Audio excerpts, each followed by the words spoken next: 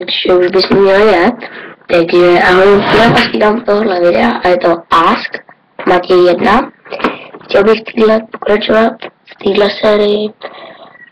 Ano, kopíruju, ale inspiroval jsem se od Hogiho, Google třeba, já nevím, třeba a Expa. Takže klidně píšte, že kopíruju, je to jedno. A ještě byla v minulém videu, nebo v minulém ještě předminulém, že jako mám blbý mikrofon. Ano, mám to blbý, věřím, já to říkám a už mám před objednaný novej, takže ještě musím držet s tímhle blbým. A teď budu brát otázky jenom do mi někdo jiný, protože jste mi nepsal ještě někdo vy. No a pak můžete psát, že teď budu brát, který tady mám já zatím. A jako, nemám jich tady moc, ale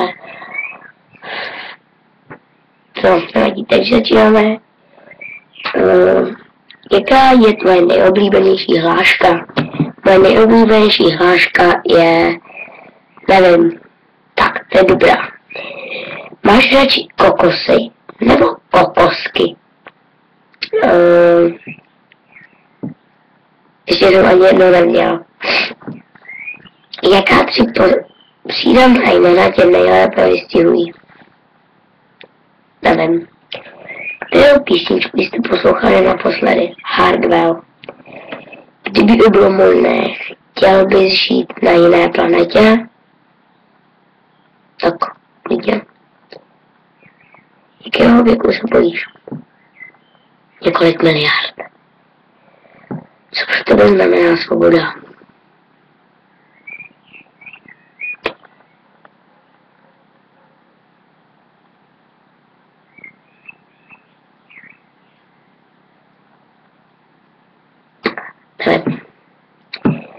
Kde kromě své postele usneš?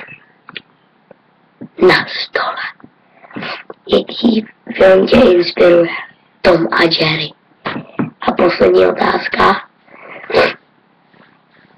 Po které věci všichni touží? 9 věci. Peníze, tak peníze a láska.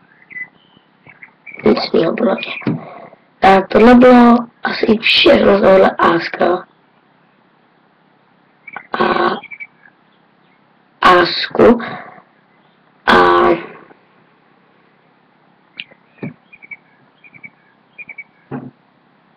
že to bylo všechno z tohohle Asku, nic tady už nemám. A já doufám, že se vám video líbilo. Když tak zanechte like, odběr, třeba dislike a napište proč.